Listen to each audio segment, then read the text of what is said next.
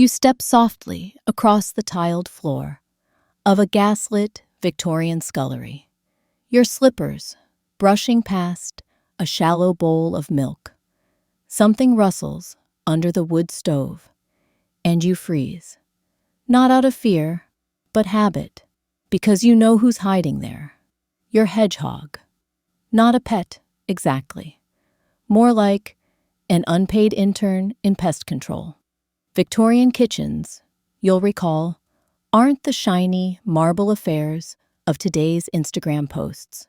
They're warm, but drafty, cluttered, but somehow cozy, and, before refrigeration or chemical insecticides, absolutely crawling with things you'd rather not mention during supper. Enter the humble hedgehog, a creature whose primary qualifications are pointy, nocturnal, and ravenous, especially for insects. So there she is, your hedgehog, likely female, because apparently Victorians believed lady hedgehogs were more docile. She spends her nights waddling the floor, nosing behind flour sacks, and vacuuming up cockroaches, beetles, and even the occasional slug. You might name her something elegant, like Petunia or Mildred, and you leave scraps of bread and milk out, despite modern vets now frowning upon that diet. Back then, 5-star treatment. Of course, you don't broadcast this arrangement to guests. Hedgehogs aren't exactly fashionable. Yet, in quiet corners of Britain, this strange alliance blossoms. You're not alone either.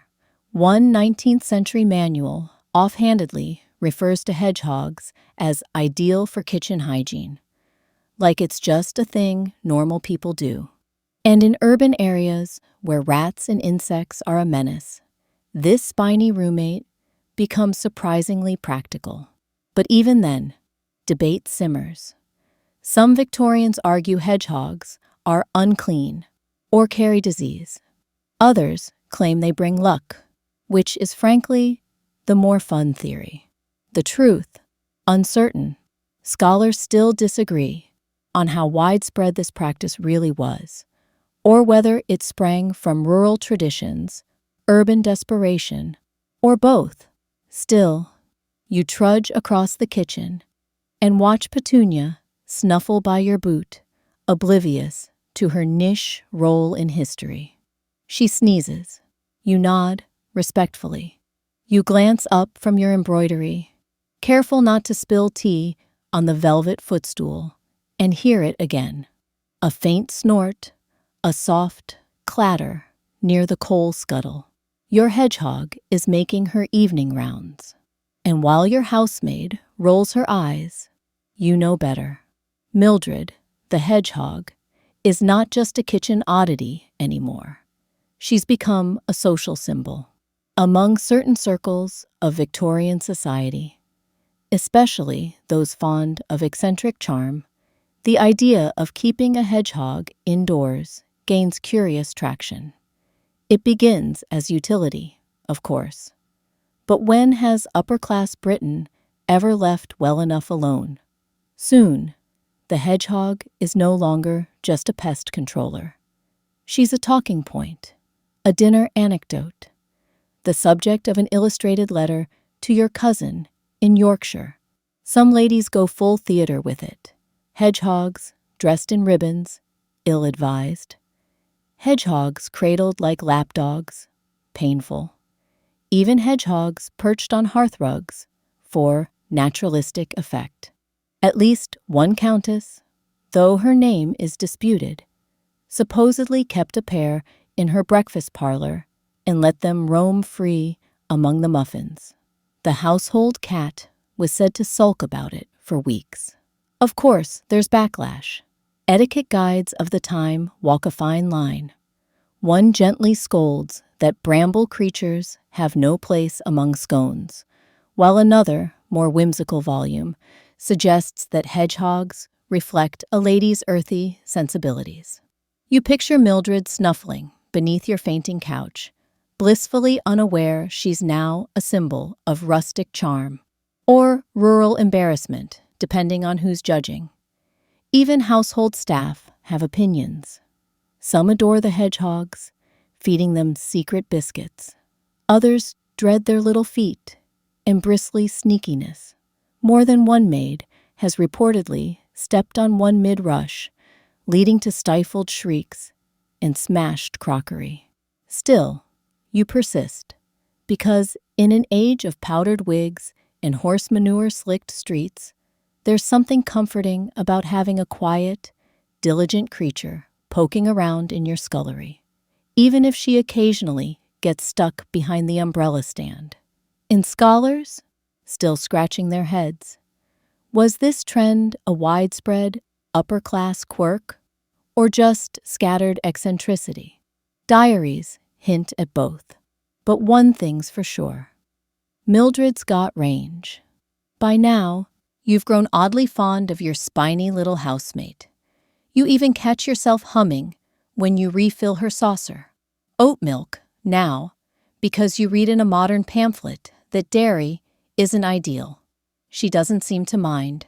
Mildred just blinks slowly, nose twitching, like she's judging your life choices. Victorians, of course, wouldn't have used words like domesticated in the modern pet owner sense. But hedgehogs occupied this strange middle ground, part tool, part companion, part accidental vibe. People assumed all sorts of things about them. Some believed hedgehogs had an innate moral character, modest, solitary, clean, not at all like those flashy parrots or unpredictable monkeys favored by sailors and scandalous ants. Hedgehogs didn't gossip or shriek. They minded their business. Very British. But science wasn't entirely on board. Even then, a few naturalists raised skeptical eyebrows. Could a wild hedgehog truly thrive indoors? Was pest control just wishful thinking? And, crucially, did these animals even want to be in your kitchen? Victorians debated these things in drawing rooms and science clubs over port and pudding. Today, scholars still puzzle over whether hedgehogs made any noticeable dent in household infestations, or if their reputation was inflated by wishful homemakers and anecdotal charm. You'll also encounter stranger claims.